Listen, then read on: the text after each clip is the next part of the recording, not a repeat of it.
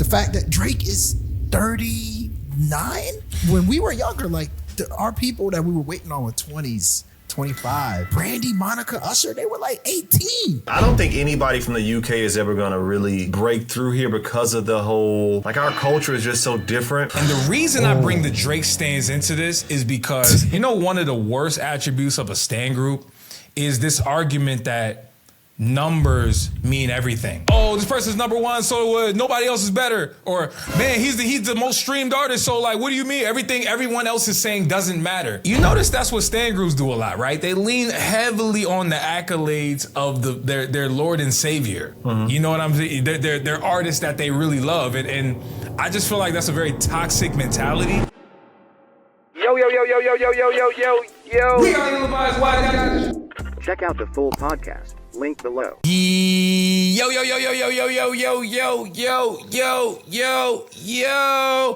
the Levi's Wise Guys. It's your boy Chad. I got my boy QDZ for Sheezy from RG and Meezy. And it's not too breezy, but I got the air conditioned Meezy. All right, I got the air conditioning on, and it's at a really good, responsible temperature right now. Hey, brother, so I feel you sound nice like you was on battle rap just now. I got to give you your props, brother. Like you look like you was on a Smack DVD delivering like Serious Jones bars or some shit, man. Like, what was that? This is episode 188. Shout out to the gang. We appreciate y'all for joining us once again. If you're new here, stay a while. If you've been here before, stay even longer. Y'all know the drill. Salute to everybody for checking out our last episode. We talked about Tyler the Creator's new project and a whole bunch of other stuff. If you like what you saw, hit that like button, hit the subscribe button, do all the cool YouTube stuff to get us up and run them likes up, all that cool stuff. We have a special guest in the mother effing building. Man, he just dropped a new project and he told us, man, he wanted us to cancel this if the album wasn't fire, yo. He said it. And I was about to respect his word until I kept pressing play. But we got none other than OT, I was about to say the problem child, bro. That would kind of go a little harder. Ooh, the golden child, yo. What's up, bro? Say what's up to the people. Man, I'm chilling.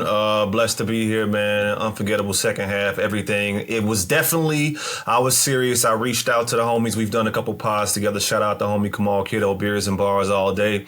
I said, man, I got a project dropping. I wanna come through on a pod, but I want y'all to listen to it first, because if it's whack, please don't invite me. I'm not trying to just be here because y'all the homies. I want y'all to like the album and really want to, because I know how it go. I review music and all that. Like, nah, if you don't like it, push me to another episode where we just talking about music. You know what I'm saying? So, yeah, man. Hey, I appreciate that. Hey, you got some confidence on you, man, because clearly you knew this shit was fire, bro. Yeah. You knew it was fire. Then it's cool. We're gonna get into it. We're gonna get into it in a little bit. Do you know how many NBA YoungBoy albums we would not have gotten if he had that mentality? We wouldn't have got Slime Season 4, Massa. Hey, bro. Yo. Hey, brother. When millions of dollars is involved, I don't know if that like formula kind of is in play. I feel like money kind of makes it so that, yo, we putting this out. We don't give a damn if this ain't the strongest, bro. We putting this out. Come on. Absolutely. We are in the age of consumption, and they running it up. Yeah, Yes, sir. Yes, sir. Absolutely, man. Hey, but how you doing though, man? Everything good? I know you putting out the project, but what's new, man? What's new with you? Nothing's new but the project, you know what I'm saying? And like I told you, content creation, I've been, doing my thing on the channel, just reviewing, not necessarily music, but like a lot of, I like talking about the intricacies and nuances of certain things. So I've been going hard with that on the TikTok and my own personal OT the Golden Child IG. Just running through some things within the culture, even, some movie stuff and all that kind of stuff. Then my Coffee Sunday series, if y'all, go check that out. That's me just dropping bars on Sundays, you know what I'm saying, over a cup of coffee on some conversational type stuff. So I've been doing that since May in preparation to, get back out there and let everybody know that this project was coming. So, yeah, man. Okay. Beers and coffee, man. Beers and coffee, man. Come on, bro. I was thinking beer Sunday, but coffee is such a conversation. Like, you go have a cup of coffee and whatnot. So, and a lot of my raps be real introspective and not, I don't want to say heady, but they be, so I thought, Coffee Sunday would be, but yeah, man. I'm still drinking a beer. I'm Not as much because Hey, in honor of I knew you was gonna do that. Listen, I knew you was gonna do it. You saw me drinking it before we hit record. So yes, you know what time it is. Yes, sir. I'm doing this for y'all, man. I'm drinking Solace. This is a hazy from Reston. Anyway, that was it. Anybody else drinking beer? No, just I'm me. so mad, man. I'm drinking Lionel Messi hydration drink. It might be Sprite. Oh man, I'm alone. All right, You cool. know what it It's is? okay, I'm alone. I've been chilling lately, and I've been trying to put the alcohol down a little bit. I haven't drank all week, and I'm like, you know what? Let me have a beer or some bourbon with the homies. I'm like, you know what? Nah, I'm gonna stick to my game plan. I'm only drinking on the weekend this week, and you pull up with that beer. I'm pissed. I'm so mad. I should have did. I should have did it. Hey.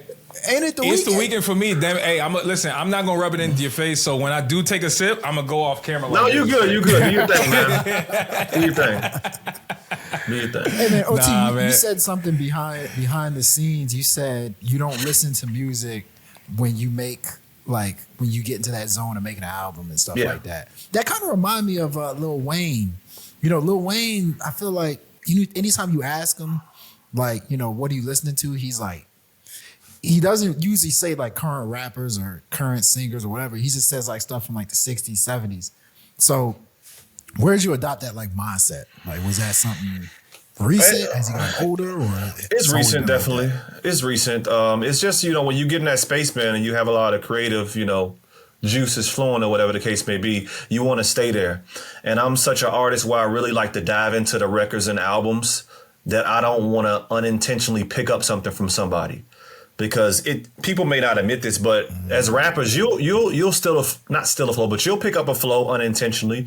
You'll pick up an idea unintentionally, and I didn't want to do that, being that I was in a good creative space, finishing up this project, along with trying to get some more stuff for the Coffee Sundays and all that. So, yeah, man. But August has been crazy. It's been hard not to stay away because so many artists I like have dropped. I've been like, I'm gonna do one listen and then I'm done. So, yeah.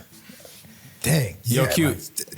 One of the greatest 2 months, month 2 in hip hop history, man. Like I say it all the time. It's like the amount of albums coming out. I feel like it's a backlog from Drake and Kendrick situation. But 100%. One of the biggest things that caught my attention is like, the bars are just like next level, thought provoking. Like, how do you get in that mentality of like hitting us with that type of like bars? Because it can't be something that you just out of nowhere, it seems like it's well thought out bars that you're giving us. Yeah, that's what takes me so long to do projects. We talk about how nowadays you have to put stuff out. I'm older, so I don't really care I can't be what I'm not.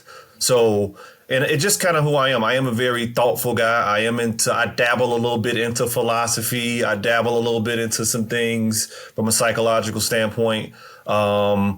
So yeah, man, that I can't help but sit and come up with these ideas and try to give you something that is thought provoking. My favorite MCs of all time are like that as well. Nas, Black Thought, big Lupe fan. So it's kind of the ilk that I've come from. And at the same time, yeah, man, I used to, when I said on Traumatized, I was a couple of courses from minoring in philosophy. Like that's serious. Like I probably was about 3 courses short from if I wanted to get a minor in philosophy in college. So that's kind of just who I am as well. So yeah, man. That's deep. Yo, that's crazy. Yo, I wanted to talk about Chicago for a little bit, man, because Chance the Rapper just dropped. Obviously you from Chicago. I don't know the full lineage. Maybe you can get into that a little bit. But like, what is it about Chicago dudes that just gives off this like black consciousness? Yeah. You know what I mean? Like, it's just a different ballgame. Like, I can name, like, Lupe, you name one. That's one of your favorites. Like, you can talk about Common, Kanye. Like, the list goes on of dudes in Chicago. So, like, is it a Chicago thing? Is that, like, so. how y'all brought up over there or what? I think so. Chicago in, like, the 60s and 70s was, like, a revolutionary place. This is the home of Fred Hampton, a lot of the Panther stuff. If you know anything about gang culture, Vice Lords early on, Word for the Community. It's a very conscious city, and it's also a melting pot by being in the middle of the map. I wrote something for Beers and Bars a long time ago talking about the melting pot that Chicago is. You got Chief Keef, but you got No Name. You got Dirk, but you got Lupe. It's is one of those places, man, where it's just such a spectrum. I didn't even really start rapping until I was in college. My early bringings, I used to write poetry as a kid, and my mom used to take me down to the Chicago Art Institute because I used to draw. So it is a very artsy city. Yo, speaking of artsy, I asked you this offline. I said, yo, where did you pick these beats for this album, yo? Sparks. Shout out to homie DJ Sparks. Kamal Kiddo, man. They both. Kamal Kiddo. Kamal made half the album. Kamal. Are you serious? Oh, did he? Oh, yeah, Wait, he be making beats? man. He be making beats? Yo. And Kamal did Don't Wait For, which is the third song. Love Yourself, Black Love. Kamal did a couple joints on here, man. The Outside joint talking about nostalgia. He did some work on here, man. So yeah. Do y'all that, go man. back and Shout out him. forth with like how you want the beat to sound? Like I don't, man. So this project started in 2019 after I did Pop's playlist. I got into the Boogeyman Ain't Real is a true story. I got into a car accident coming from Kamal crib at 3 a.m. in the morning. I fell asleep at the wheel, was asleep for like 2 miles. And I was in this real terrible space because I had a daughter, I had 2 sons, my wife. I'm thinking like, you could have been out of here. You know what I'm saying? Like, so I was in a real crazy mental space. That's kind of the whole background of the Boogeyman Ain't Real joint. So throughout the process, Kamal and Danny was both just sending me beats. And the project kind of stalled throughout the pandemic because I'm really one that can't write without experience. I have to albums take me a while, man. I don't know what it is. Yeah, man. So they were just sending me beats, and I like this one. I may not like this one. And then we just came to this project, man. And that's the good thing too. It's like the beats and your rapping is like, it's timeless. Yeah. Art is crazy how it comes together. You'll listen to something for a long time and you're like, oh, this ain't that good. And then you can come back to it. Y'all ever read The Alchemist, the book The Alchemist? You know what that book is? Yeah, for sure. And I never read it, but I'm familiar with the book for sure. Yeah, absolutely. The whole journey, everything is right where he started. You know what I'm saying? Like that which he needed was there the whole time type shit. I'm going to tell you right now, you don't know this, but I'm going to tell you right now, we added 2 songs to our Zero Skips playlist. We got Be a Man and then I Know. Both of them shits is hard.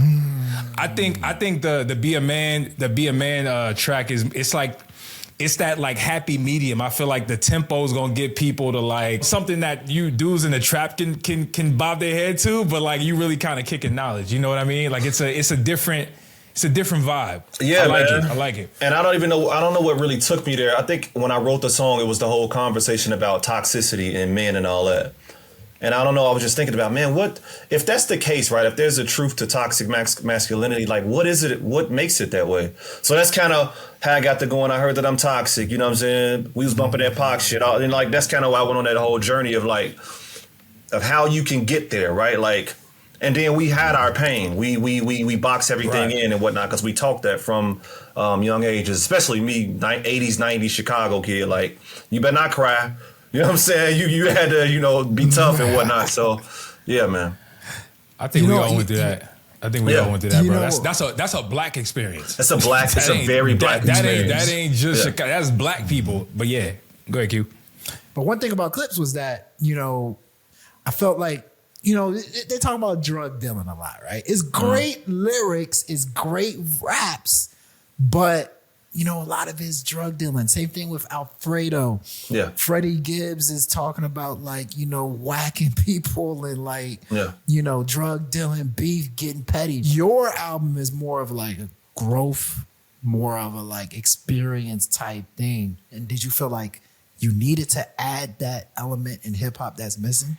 Or is it just something that is just you? This is all personal experience. It's called The Unforgettable Second Half because spiritual and philosophical teachings about life being in 2 halves. You have the first half of life, which is your identity. You're coming into who you are. You have your experiences, whether it be your parents, your faith, your religion, whatever. And then there's disorder. There's something. It could be a loss of a family member. It could be a bad relationship. Something makes you question things or challenge things. And then there's the path forward. So that's really what the whole concept of The Unforgettable Second Half is. You guys have grown. You're not who you used to be 5 years ago, 10 years ago, whatever the case may be. And as we get to be older men, we're going to have to grow. We're going to have to, you know, go to the next chapter. So it was definitely intentional, though, to speak about that, you know, two halves of life and where I am right now as a man with a wife and kids and all that kind of stuff. So, yeah. That's real. Yeah, that's real, man. That's hey, real, I hope. bro. Hey, listen. I hope everybody listening right now, watching right now, y'all go stream the Unforgettable Second Half OT, man. Where can they find it? Obviously, it's streaming, but like, you got any like direct links? Can people buy it or what? I don't have any. It's right now. It's just streaming everywhere, right? So you can come. You can go to my Instagram, OT_Golden Child. You'll find all the link trees, whether you want to do it on Spotify, Apple, and all that kind of stuff. Check out the Coffee Sunday joint. We got some stuff too, man. We did a whole AI samurai video for the Boogeyman Ain't Real. We got a part 2 of that coming. So we got a lot of stuff that's gonna be happening, man. So yeah, man. Well, yeah, like I said, man, y'all go stream the project. Yo, go get that, all of that, man. Hey, listen, we gonna talk about some current stuff as well. So okay. you ready for that? Yeah, you I'm ready? Good. Let's do it. Let's get it, Yes, man. sir. On this episode, we're going to be talking about the top 5 most streamed or selling albums in hip hop of the year. And there's some surprising names on the list. And we're going to talk about if you've actually revisited some of the albums, have you heard them? All of that, man. There's some surprising names. Also, we're going to talk about stan culture. If you guys are not familiar, Eminem dropped a documentary. I believe it was like a Paramount exclusive or something like that. I think it came out on the 6th of August. And the soundtrack is dropping on the 26th. So I was like, man, what better time would it be to talk about the climate of music, man? I feel like every poppin' artist has their own stan culture. Mm-hmm. We're going to talk about what are some of the best stan cultures and what are some of the craziest ones, because there's some people who are berserk out here, bro, like honestly. But first, we got to talk about some of the top not under but 20s hip-hop artists, right? Q, what's the list, man? So Complex did this list. They said the 20 best rappers in their 20s right now. So just name some names. If you can think of some names, I'll tell you on the list, and then I'll give you the top 5 or top 10. So who do you think is on this list? So here's the thing. I know the hardest you want me to part is trying to remember if they're 20. I'm gonna start with names that I think are on the list that I think deserve to be on the list. Okay, so we got Doja Cat. Doja Cat got to be on there. Doja Cat is number 11. It's all females, but go ahead, yeah. Who else? I feel like the old guys is killing it right now. Let me think about this. I know. I got some women. I got some more women because I think they're gonna be on it. Lotto got to be on that. Lotto's number 9. Okay, I knew that. I know who's 1. I bet. Give it to me. Oh. Who you got? Is Doechii 1 or 2? Doechii is 2, which is crazy to me. Yo, we just named 3 women. We just named Crazy. 3 I'm telling or you, 4 women. You'll be surprised. You know what? I'm just gonna go ahead and give y'all. Wait. Okay, yeah. Give me the top 10. Give me the top 10. I'll just give y'all the top 10. Come on. Go for it. Number 10 is Lil Tecca, which I think Lil Tecca is pretty underrated. I like that. He has a bunch of hits on his resume. Number 8, Ken Carson. With the Vampires That's a good one. and all of them. That's a good one. Number 7, NBA Youngboy. Isn't that a little too low? Number 7 for Mr. NBA Youngboy of 105 albums. He's number 7. Central Cee is 6. UK That's a good representative. one. That's a good one. 6. That's a good one. I rock with Central Cinch. Cee. Head of Central Cee is Big X the Plug. This is the top 5 now. Okay, Big X the Plug is number 5. Number 4 is Glorilla. Oh, yep. Number 3 is Yeet. Whoa. Number 3 is Yeet. He moves units. I'm not mad at that. Number 2 is Doechii, like we mentioned, and number 1. Everybody knows number 1. Playboy Carti, Absolutely. who is I thought he was in his. years old. I thought he was in his 30s. That's why I didn't mention him. I thought it was like I thought he was 31. 31. He's 29. So people missing from the people outside of this list that I personally think should be higher that's on this list. Rod Wave was number 14. G Herbo was 16. G Herbo's still in his 20s. Yo, is Corday in that list? Corday is not on the list. Corday is probably like 40 or something. Y'all should do a whole pod on him. Y'all should do a whole pod on Corday, man. Oh, or you have. I don't know. I don't know. I don't know if I got a lot. I don't know if I got a whole pod worth to say about Corday at this point. I just thought he was like the next J. Cole, maybe 5-6 years ago. Right? He's supposed to be the next. He's the next. Oh yeah. You know what? Didn't we talk about this? That was Uche that said that. What I say? Another person what I missing say? is Kodak Black. Kodak Black is not on this list. So there's something going viral with Michael Beasley. I don't know if you saw it, OT, but Michael Beasley said Kodak Black is better than Kendrick Lamar, but Kodak Black's not on this list. So, with the top 5, top 10, with the names I named, like, is there any guys, women that you guys feel should be higher, should not be that high, or you feel like the list is a pretty good list? For it to be complex, it's pretty on point. I knew Glorilla was going to be top 5. I knew Doechii was going to be 1 or 2. I didn't know where Big X was going to be, but right now with what he's doing, I'm not mad at where he is. I must have misaged Meg. How old is Meg? 30 something? That's a good one. She might be in her 20s, dog. That's a good question. I think she's in her 20. That's a good question. Is she? Is she top 20? She's 30. There we go. She is flat 30. Oh, she's 30. No wonder. There we go. Flat 30. Well, if she was 29, she'd be on that list. She would. I don't know about top 10, but she'd be on that list. You know what though? I'll say this. Go ahead. I was gonna say like, bruh, like Playboi Carti's. I mean, that's an obvious one. I think so. That's an obvious number one. I'm more surprised about Glorilla. I think you said 4, right? Did you say Glorilla at 4? Glorilla's 4. That's surprising, not because obviously she has a lot of success, like the hits, the singles, all of that stuff. But like, yo, as much as I like Glorilla, I'm still shocked that Glorilla is having this type of career. Like I always liked her. Like I liked the first joint. It was a bop. She had a couple joints. She had the Tomorrow joint with I think with Cardi B. Like I've been kind of surprised to see her have like we'll call it an extended career that doesn't seem like it's about to end. No. So like I'm a little shocked by that. But I think the obvious one to me is Doechii, man. Yo, I'm not trying to hate, bro. Like I'm not on the hate train of Doechii. I get the hype. I understand that she won Best Rap Album of the Year for a mixtape. You know what I mean? But I just feel like the hype is a bit too much on her. I'm going to keep saying this because I'm yet to hear like that staying power. Because like what the kid, like let's be honest here. Like let's be real. No, whoa. No, hold on. Let me get this out. Let me actually say what I gotta say. Let me just say what I gotta say real quick. But like, let's be real. What before the anxiety song, right? What hit does she have? Like what songs does she have that like the masses know? You know what I mean? So I feel like everybody on that list has songs, like multiple songs. Like that top 5 that you just named, they have multiple songs that people know. Denial is a River? Denial is a River. I think that's very, the one. very, very popular song. And then remember, a lot of people forget that she had that song with Kodak Black. What it is, huh? That was like 5 years ago. That was like 5 years ago. That was like 5 years ago. Fair enough. I hate that song. I like that song. Right? To me, from this list, Doechii's the most talented. Like I don't even think it's close. Doechii's the most talented.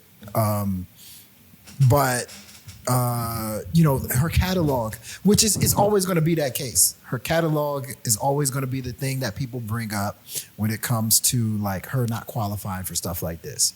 Is it not a legit concern? Is it not a legit concern though?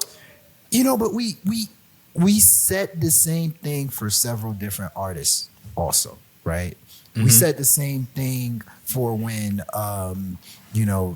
Kendrick, right? Kendrick didn't have a huge catalog. Like, and then even when Kendrick was dropping albums, like he was not making hits. Like he was making like conscious, like, more I'm not rolling with that. albums. Yo, Kendrick, I'm not rolling with that. Kendrick had hits from day one. I don't know what you're talking. Like even Swimming Pool, which I'm talking about. People hate. That was a hit. Hits we that like. was on the first hits album. we like. Yes, for sure. Hits we like. But I'm talking about like mainstream hits. Like Swimming Pool was it like that mainstream? And if it was, bro, Swimming Pool was a big song. It was a big song. Was it? Like it was. And by the way, I'm just talking about hit? I'm just talking about the first album, right? Like, let's go to the next one. To Pimp a Butterfly, right? To Pimp a Butterfly. What did he have? It was To Pimp a Butterfly. That was when he got a look. I Love Myself, big song. And then, that's a huge song.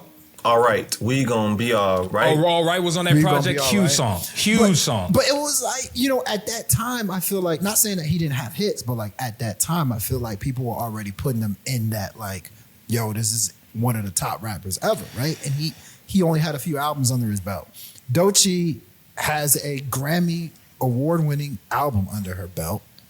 And, when she got another opportunity to drop another song, Anxiety, that joint went crazy too. So I think I'm with you. The catalog argument makes sense. Come on, but man. like, yo, from a potential standpoint, come on. Yo, I think her potential's there. I don't want to make this like, I'm not dogpiling on Doechii. I think she's talented as hell, but don't get me wrong. I'm just saying, like, we got to be objective. Like, in that top 5, everybody on that list, I think you said Playboy Cardi, right? Number 2 was who again? Sorry, Doechii. Who was 3? Who'd you say? Yeet has a couple joints. He's not like worldwide, but he got a couple undeniable songs. He got the joint with Drake as a feature, but then he got I don't know. I can't name. I mean, respectfully. On that last project, he had a joint with Dirk, and then he had another one. I can't remember the names of the tracks. But bottom line is, bro, Yeet has like 6 projects that like have made an impact. You see what I'm saying? Like, even if he doesn't have like the hits per se, I'm just saying, bro, Doechii's the only one to me that either doesn't have the projects to warrant that list or like doesn't have the amount of like hit songs. I'm just digressing. Big X the Plug is 5. Like he doesn't. What he's Big X the Plug. Now he has Big 2. X the Plug got hits, my brother. Like he got a couple joints already off the last joint. He does the biggest, the largest. He got the 2 a.m. joint that went pretty crazy. He got some joints on there. And then you think about the one that just dropped today. I don't want to date the podcast, but like he did the country collab. Like he's collaborating with like Jelly Roll and all these dudes. Bro, he's out of here. Big X the Plug is out of here. He's gone. I'd be surprised if like he makes another trap record again, like a just straight one again. I don't know. I think he's gone, bro. What it is with Doechii though is that so it's just the year she had, and she showed up in certain spaces, and when she showed up there, she did her thing. That's what really put her over. And also some important cosigns. Kendrick in the middle of the beef saying that she was next is one of the biggest things, right? Like I think he. It was a story or a tweet or something, whatever, for her when her album came out. Then she shows up on Tyler's album with a good feature. Then she shows up at his concert. She has a crazy Tiny Desk. She has a crazy Fallon performance. Every time she showed up, I think, just artistically different. So that's what I think it is with her. It's not, she's the anomaly. It's not just the how much music she has, is that when she showed up, she made it count. So she delivered. I'll give you that. She delivered. I'll give you that. For sure. That's for sure. Another person, Central Cee. So I've said before, like Central Cee has the opportunity to be like Drake 2.0, like UK Drake. Like he has that mainstream appeal. Do y'all see it that same way? Like, cause I think he can rap his ass off, right? Would somebody who is super lyrical like you, OT, say that Central Cee is a lyrical rapper that, has that appeal that can take it to the next level? I'm not even super duper familiar with him outside of the work that he did on the most recent joint with Drake, so I can't even really speak to it, to be honest. It's one of those guys that I'm kind of out the loop in, probably because I've been a little bit away from the music and whatnot, but I know he's doing his thing, but yeah, no. What about you, Uch? You think he can take that next step to mainstream heavyweight A-lister? He'll be the first UK rapper to do that. I was just about to say, like, see, you added that last part in there that makes me say I don't know, because have we seen a UK dude take it in America, take it that far? I don't think so. Right now, in terms of rap, I'm specifically talking about. So I feel like the cultural dynamic is still like a hurdle for Central Cee, if you ask me. Like the voice, like call me crazy. I still, because I listen to people when people, you know, they talk about Central Cee, and there's a good chunk of folks who are still like, bro, I can't get with the accent, right? So there's that. Like that's already a natural barrier in America that he has to face. But for me, honestly, you know, I told you already, I rock with Central Cee. I like this. I like the project he put out this year called Can't Rush Greatness. I thought it was great. You know, it was diverse. Of course, you got to deal with them damn beats from the UK. That shit sound like it sound like you starting the oven, like you know what I'm saying? Like, you know when you start in the oven, but it won't start? Sure. Like, bro, that's what the beats sound. All the beats sound like that. But like, other than that, but he did show on that project he could switch it up and make some actual tracks. So I think that's what makes him different. So I think yeah, Central has a chance. Cinch has a chance. I'll say that. He has a chance. I don't know much about him, but I'll tell you that I don't think anybody from the UK is ever gonna really break through here because of the whole, like, our culture is just so different. And there's some artists that I think should have already been there if you really want to look at it. Like, what's my man's name? The main dude. It's not Burner. Skepta, exactly. Skepta. Oh, Skepta. Dave. Female artists I really like, but females, they a whole different world. Lil Sims, she do her thing. I don't know if y'all check for Sims. You know what I'm saying? And she had to cancel as big as she is overseas, I think she had to cancel a concert like on her last project because, like, I don't know, man. Like, it's hard, man. Yeah. Wow. Or something like that. Crazy. Yeah. That's crazy. One thing Hey, Q, I what did about want you? to point out. Yeah, I was gonna say, what about you? Like, what are some names on that list that you are surprised by or you like? I mean, what you think? Hey, man, I love Rod Wave.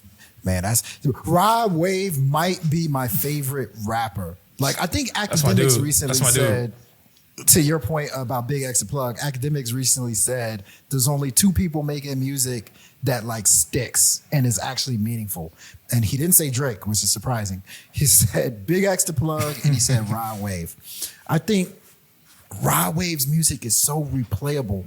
It's so relatable. Like, Rod Wave is young. I'm an old dude and I'm still like listening to him. I'm like, yo, like this is very meaningful music that like sticks with you, which is a point I was going to bring up. So two things I noticed about the list just looking at it is I'm going to go from 1 to 10.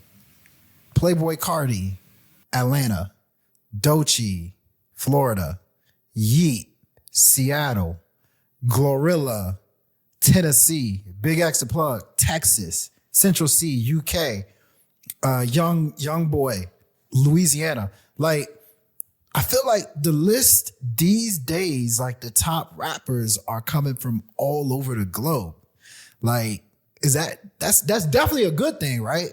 And then the second thing I was gonna say is like, yo, like, if you did this list 10 years ago, you had names like J. Cole, you had names like Kendrick Lamar, you know, you had names like Wale, you had names like Drake. So, like, just based off this list, like, how do you feel about the state of hip hop? Like, is hip hop in a good place right now, or? All right, yikes. Come on, give me 1 minute. All right, so here's one of the problems. If you guys want to listen, check out this guy named FD Signifier. He's a YouTube essayist. He presented the argument of how it's great that older rappers are killing it right now, but it's also somewhat bad from the standpoint of we could be rock soon. And here's what I mean. Remember when rock was popping? When the last time y'all heard about a good rock group, right? Like that's young. Anybody? It's been probably been at least 30 years. Yeah, maybe 20. Maybe 20. I'd say what? Punk was punk rock, right? Does that count? Punk? Yeah. The punk stuff? Good Charlotte and them, like they was. Yeah. I think they were in that kind of sort of punk. It's a little subgenre under rock. Yeah, that's what I mean. You know? And you don't have that now. So what I'm saying is like, I don't know if it's kind of problematic that our biggest superstars are almost 40, right? Like Kendrick and Drake are still the biggest. from the standpoint of like who the culture is really. I know everybody doing any numbers on the streams and all that, but like Drake is selling out tours. Kendrick can do the same thing. Cole can do his thing. Like who's a 25-year-old star right now? Can Doechii sell out like Drake? Yo, bro. Of course not. I mean, respectfully to her. And matter of fact, love people you, are getting Doechii. on her. And by the way, I said this, and you try to throw me out the window. This is exactly what I said years that's not ago. what you said. I said this that's is not good. I said it's not good. That's what I said. But go ahead. I don't want to deviate too much, but that's actually not what you said. That's not what you said. But and remember what I actually you know what? That's we're gonna get to that. You know what? Let's talk about it. Here's what the debate was between me and you. It was who was actually dominating at the time. I was saying, bro, I think the older folks and this was before we talking about, I had this discussion this was a year ago when I was saying, bro, I think the OGs is kind of killing it. And you were like, nah, bro, like I think the younger folks is actually running the mantle and they set the trends, which is all true. That's not what I said. Which is all true. I said that was what you were hammering on. I said it's not a good thing that we're still relying on like the older people to, move hip hop. Like the fact that Drake is 39 and it's like, we still waiting on every drop that Drake does. Like when we were younger, like our people that we were waiting on were 20s, 25. That's a fact. Like, that's a fact. Brandy, Monica, Usher, they were like 18. Like making hits, you know what I'm saying? You know what though? Hey, OT, I don't know if the guy you referenced, I don't know if he mentioned this, but I know for me, I've been saying this for a little minute. And Q, we've had this discussion at least 5 times, especially on the podcast, which is like, could hip hop's growth have been stunted with all of the younger folks dying? Right? If we're talking about XXXTentacion, who was a budding superstar. Like we're not going to rewrite history. He was a budding superstar. That's a good point. He was killed. Point. Juice WRLD tragically died. He was a budding superstar. Go check the numbers. Go check every metric where you want to look. He tragically passed. You look at Pop Smoke. He was not like a boom bap rapper at all. But like if we want to talk about the trajectory and who was a star, he tragically passed. Like there's been a lot of tragic deaths in hip hop that could have contributed to what you're saying. Like you know what I mean? That's a like great point. What you think about that? Point. I think possibly, but at the same time, I'm gonna make a very old head argument. When you listen to something like the Clips, it's just like what Pharrell does and how polished that sound is. I don't think we'll ever have that again, even from a producer standpoint, like a producer rap, like the music damn near like So Be It just sounds different. Like the Ace Trumpets just sounds like, I don't know if we have that anymore. And again, this is maybe just an old head argument. I don't know. Yeah, I feel like that's old head. I ain't gonna hold you. That's old. Absolutely. Like, cause you know why? Like we still got people like Joey Badass who just turned 30, by the way. So technically, like he's kind of like an older head. He seems like an old head, but he just turned 30. And look at his lineage. Look at how he raps. There's still people who are like making beats. There's still people who are preserving that nostalgic era and just kind of giving you, them core principles in hip hop. They out there, bro. Now the question is, will it ever bubble to the top? So respect for Joey Badass. You see this? I'm not dissing you. That's different though. Like that is a traditional thing, right? Like in what he's doing and the whole boom bap. What Pharrell's able to do from a production standpoint, I think, in that type of tapestry is just, that's not really like traditional hip hop type stuff, like what he pulling from and cats like them old cats like a Timbaland or whatever, or even a Ye. Like I threw on Donda a couple days ago. Like what is going on? Yo, Donda's crazy. Donda is hard. It's a great album. Donda, when that joint came out, I said, bro, album. This is hard. And people are trashing it. Hard. People are trashing it. No, they should have trashed like, Donda 2. See, Donda 2 should have got trashed. Yeah. Donda 1, to me, it's insane. To me, these guys went through experiences. So a lot of these guys on this list just started. Like, if you judged, let's say, the Kendrick that we see today is completely different from the Kendrick that we saw with cartoons and Serial. I feel like it's a little more polished. He's actually having more fun. He actually seems more loose these days, but he matured to that sound. I feel like we're not allowing artists to mature to that sound as much. Like one of the people we would have done that with was Juice WRLD, but a lot of these guys, like, I mean, they're all new. But they're all kind of new. Like Playboi Carti's been out for a while, but he doesn't drop very often. So I think it's really like letting them get that experience. But another issue that I think is a perfect segue for the next topic. Oh, I had a great point. Go ahead, go. Go ahead, go. Oh, but go ahead. No, go ahead. Project, my last post in my whole little breakdown thing was the necessity of experience. Chance's album is as good as it is because he went through all the stuff that he went through, sat down, he collected experiences, and that's how we have an album like he has now. And the problem is these kids can't do that. They gotta stay up to date. So I don't know how they're gonna be able to get to the next level because they gotta drop 4 albums a year and if you're doing that, like you don't have the potential to grow and like a Kendrick who maybe did, 2 out, well, whatever, damn, and then the next album was like 3 years later. You can't do that. You can't sit down for 4 years now. I think it's a great point. Last thing I'll say is building on that, Q, you can segue us up out of here. It's just the fact that, bro, like, I'm gonna sound like the old head too because I just feel like, we need more artists that give a damn about the music. Like, I think the reason why they actually are dropping all this music and it's disposable, it don't sound real, it don't sound like it's coming from real places because they stuck in the machine of like dropping, they just stuck in the streaming cycle. Like, where's the people who actually give a damn about the art of it all? I honestly, I think that's like another deep dive, but I'll digress. I'm out. Which I was gonna say, I can segue from there too. I mean, with these artists, segue God, let's get it. A lot of them are being inflated. Their heads are being inflated by their fans. So, segueing to the next topic. Yeah, fan bases, the stands of the world. Let me tell you something. Right, people don't give Eminem credit for creating one of the greatest words in American history. On God. Stand. On God. Stand. And what makes it so great was I grew up. Like, I remember, I'm old enough. I look young and sexy and cute. But I'm old enough to remember when Stan came out. I remember the video premiere on MTV. And back in the day, I used to watch that video over and over and over again.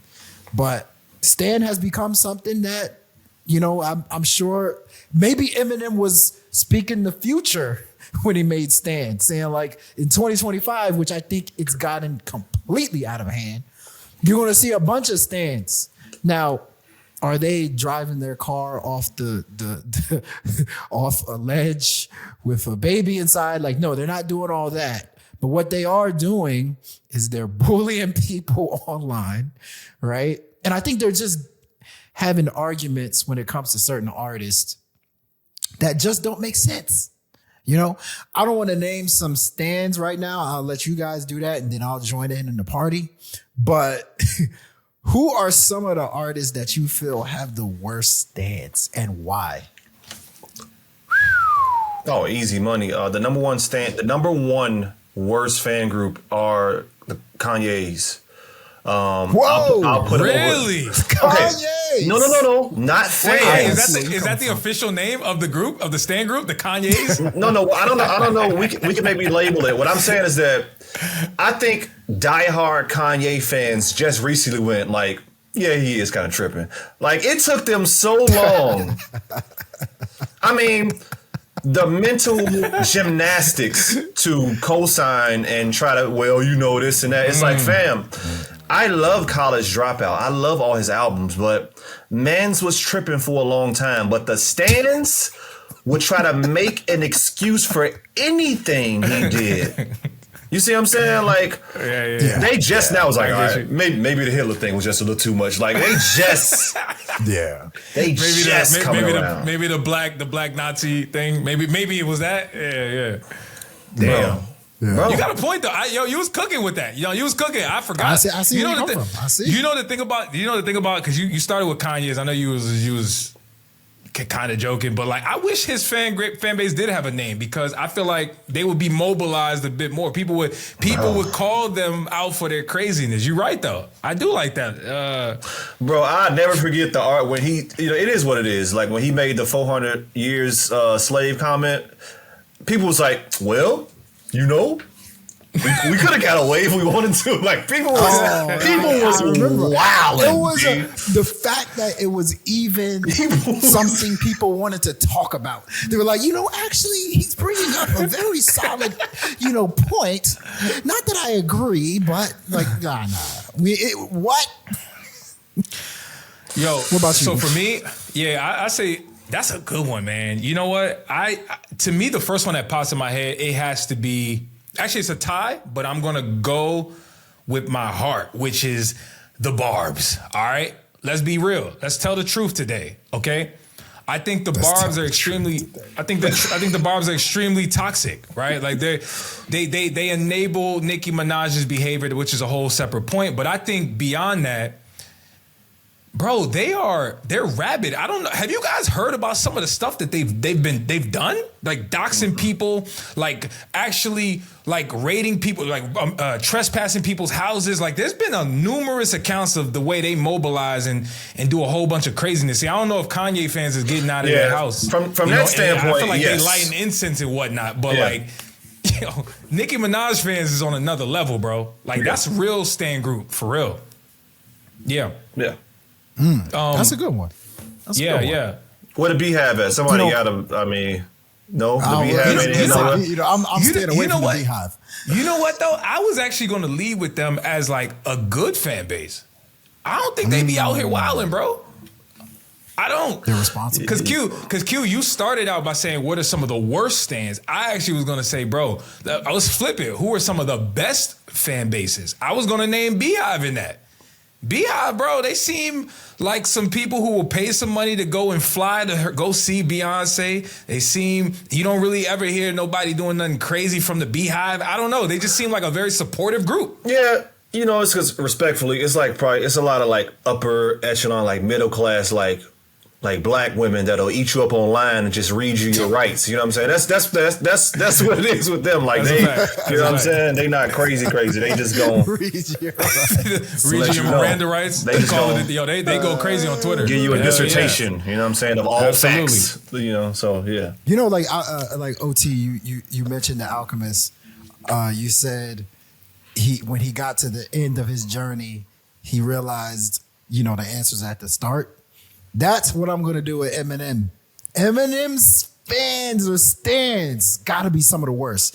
And so for me, I don't like going here, but I feel like Eminem's fans introduce this argument that what he's making is real hip hop.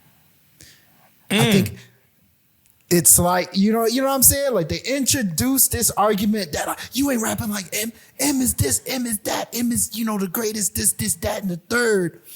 It really, Eminem's fans have really deflated. It's changed the way people see hip hop.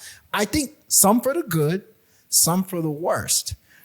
Because, when you look at Eminem's catalog, we always talk about it, right? Uch, hell of a rapper. I think he's a great rapper. But Eminem's catalog has a lot of like goofy songs, a lot of songs that are not in line with what we hear in hip hop and what we've heard historically. It's kind of like outlier music sometimes that he makes. But his stans and fans force you to say like this is the greatest rapper of all time and this, that, and the third, right? And because of this, at the end of the day, this is just statistics. Let's talk statistics. Ill-advised wise guys, ill-advised statistics. America has majority white people. It's by a lot, right? Majority 100%. White people, right?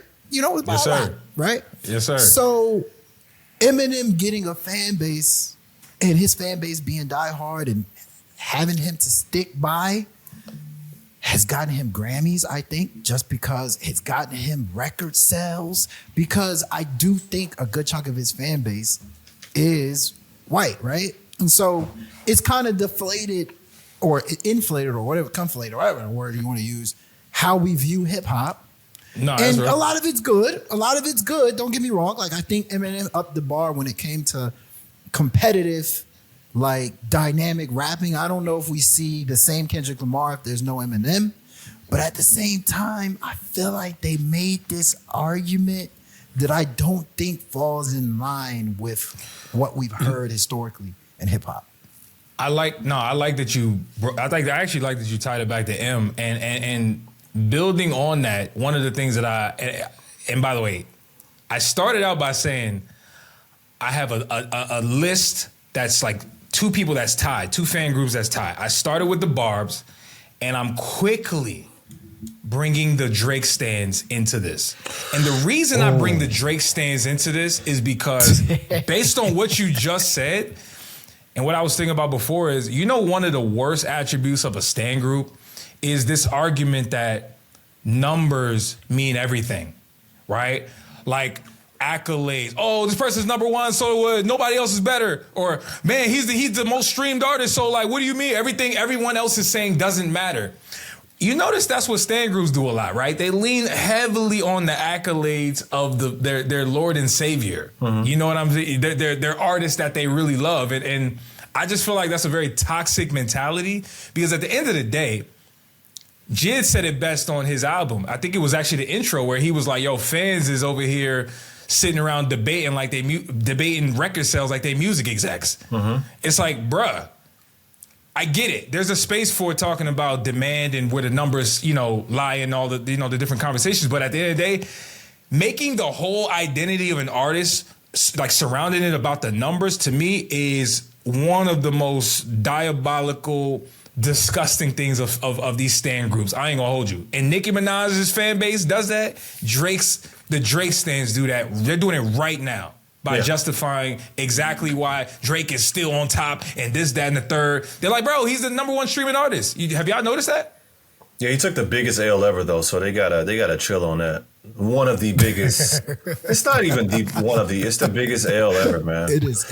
So yeah, they may be behind Kanye after, man, from the standpoint of a delusion. Because I'm looking at it from like delusional. How delusional are you? Yeah. You're right. I mean, so I'm somebody that does believe in numbers, and so like when people bring up numbers into to this equation, I'm cool with it. But it's, it's like it's Drake. Like to me, Drake is going to pull, especially right now, and it's almost like it's an unfair fight. It's like at the end of the day, Drake's going to pull. We all know he's a worldwide. You're not telling us something we don't know. That's what makes it annoying about like a lot of times the stands and fans is you're telling us something that we don't know. Of course, we know he's the biggest streaming artist. Of course, we know he's some hip hop or whatever you want to call him artist. Mm-hmm. So there's not really an argument with Drake at all, right? Yeah, I think it's like telling us something we don't know, and I think that's why, like you bring up Kanye's. That's just delusion. Yeah. And then you said Nicki Minaj. That one's just crazy. Yeah. Those ones are scary. I feel like it's like Drake. You telling me? Of course I know that. Oh, Drake ate on Family Matters. Y'all don't know that Drake ate. Yeah, of course we know that. Yeah. Hey, brother, I will go as far to say, and I'm going to get up out of here right after this, because this is actually a great segue to the next topic. I will go as far to say the Nicki Minaj fans are in a cult. That shit is cult. When people say, like, this person has a cult-like fan base, I feel like they took the shit to another level. Like, it's a different meaning to cult-like fan base, but I digress. It's a hell of a segue, though, because we were just talking about the numbers, and that brings us to the next topic, which is the top 5 biggest hip-hop first week sales of 2025, right? So we just talked about numbers for the longest and how that can be toxic, and we're going to talk about numbers some more. because there's some surprising albums on this list. And maybe OT, maybe you've heard some of these albums, maybe you haven't. Mm-hmm. Number 5 on the list is Lil Baby with Wham. Wow. He sold 140K units, 140,000 units first week. Well, he dropped at the top of the year. A lot of people don't even remember that Lil Baby dropped this year, which is kind of crazy. We're in August. Yo, it's crazy. Number 4, we got Tyler, the Creator, Don't Tap the Glass with 197K units first week. Which was a midweek release. I think he dropped it, Monday, Tuesday? So he dropped it on Monday. More. Yep. That's a fact. No, that's a fact. He dropped it on Monday. Number 3, Travis Scott and his Cactus Jack Collective with their Jack Boys 2 project. That sold 232K units first week. Y'all get that. Yo, did y'all hear the project real quick? There's a lot of people I know that did not hear that project, but it sold pretty damn well. I've heard it. Did you hear it? It's not good. It's not that great. When did that drop? June, right? June-ish. Yep. Yeah, a couple I months ago. was in that space. I wasn't doing nothing. Yeah. All good. Number 2, Drake and Party Next Door with some sexy songs for you. 246,000 units first week. Woo! I actually thought at the 1, time that was low. Yeah, me too. I think a lot of people did. And number 1, we got Playboi Carti with Music. I thought it was called I Am Music, but we're just gonna call it Music. 298K units first week. So, does this list surprise you guys at all? No, not at all. Not at all. No. It kind of goes to what you said about numbers and how they matter, but sometimes they what Drake and Party's gonna do. You know what Playboi Carti's gonna do. That doesn't surprise me at all. At all, yeah. You know what's interesting, and Q, before you jump in, so the topic is the top 5 biggest first week album sales for hip hop, right? But like, if we're just talking about sales, that's one part. But when we talk about the top 5 hip hop albums, I feel like we get a whole nother list if we have that discussion. So, Q, does this list surprise you or not? No, I mean, I think, going back to the whole, hype thing, like the hype machine is real, especially in 2025. The hype machine is real. Like, I Am Music was one of the most hyped up things since like the Second Testament. Mm-hmm. What I mean? Facts, yeah. The music was super duper hyped. P&D and Drake. This was coming off of Drake and Kendrick's battle. Like, people wanted to hear what Drake had next. Yeah, that's a fact. And so like, once again, that might be the reason why people listen to the album. And then who was 3? I think you said 3 was... Number 3 was Jack Boys. Jack Boys 2. Jack Boys, hyped. Travis Scott, like, anything it actually helped him. Pusha T, anything he does. And then the Pusha T beef was happening in the midst of it. And, anything he does, like you said, is hyped up. Mm-hmm. But, the big thing to me is like, none of those albums really had singles, right? Like, remember the good old days when Michael Jackson would drop 3 teaser singles before an album comes out? You're like, oh yeah, I know. At least I know this song is going to be on the album, right? Like, none of them had singles. They just came out. And I think hip hop, come on guys, I want to say this, and this is maybe controversial, but can we do away with the surprise albums? Like, can we do away with it, please? Can we do away? No more snippets, please. No more just, guess what? This person's dropping tonight. We had no clue. Like, it used to be tight, but there's something that clips showed us with Let God Sort Them Out, where they were dropping singles. They were going on interviews. You knew the album was coming out everywhere. My Wody roll out. I think roll out. Now, like, certain people I want to see surprise. GNX was a great surprise album. You know what I mean? GNX was a great surprise album. But can we go back to that traditional rollout, man? I loved it. Even when I was back in the day, like, Puff Daddy and the Family, like when all them people were coming out, they had singles. Yeah. And you can be excited that, like, this is the type of song we're going to hear. So, you mean, that's my takeaway. Like all these, I don't think a single one of them, right? Tyler, the Creator, didn't drop anything before. Nope. He was number 4. I think number 5 was number 5 was Lil Baby. Lil Baby, I think he dropped, but we didn't like the song, so. But yeah, you know, I think let's get back to the traditional rollout. I like that. And you notice how before you chimed in, Q, I was like, man, you could argue the top 5 hip hop albums, like of the actual year, F numbers, just talk about the album music wise. You can argue that list is different. Ironically, you brought up Clips. Another name I would throw in here would be Freddie Gibbs, potentially Alfredo 2. That should get some love for top 5 consideration. That shit's crazy. Yo, that shit sold 30-something K units, and guess what? It don't fucking matter to fans who got ears. If you heard the music, you know that shit got heat on it. And so numbers is one thing. I know there's a combo for that. I know that does measure demand, and it measures who is really out here moving units. That's the thing. I mean, this is a music business, right? It's business. So we can't just act like the numbers don't mean anything, but I think we got to have 2 separate discussions. Who the hell's selling and who the hell's making the top actual rap music out here? And a lot of time this damn list is not the same. It's not the same. Something I've been saying for years is rushing yards does not equal to record sales, meaning that if you are the top running back in the league because you have rushing yards, it is because you were the best, right? But in rap, the record sales, it doesn't always necessitate that was the best. Like you said, Freddie Gibbs and Alfredo, they have a little cult following, niche folks that like, yo, this is, you know what this sounds like. It just sounds, and then obviously with the Clips, I don't know what they sold, but I mean, Jesus Christ. It was over 100. It was over 100. I think it was like 110. It was like 110, 111 or something like that, which is great. Surprising. For them, yeah. You almost don't want your albums to sell, right? You almost don't want it to do well. I'm like, man, I don't know if I want Clips to do well because, like, you know, you might get some new fans that, you know, that don't appreciate it the way that, you know, the core fans appreciate it.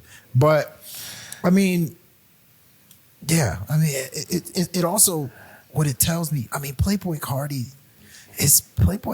should we be putting more respect on Playboi Carti's name? Like, Playboi Carti leapfrogged all these big name people, which, by the way, I did want to mention this.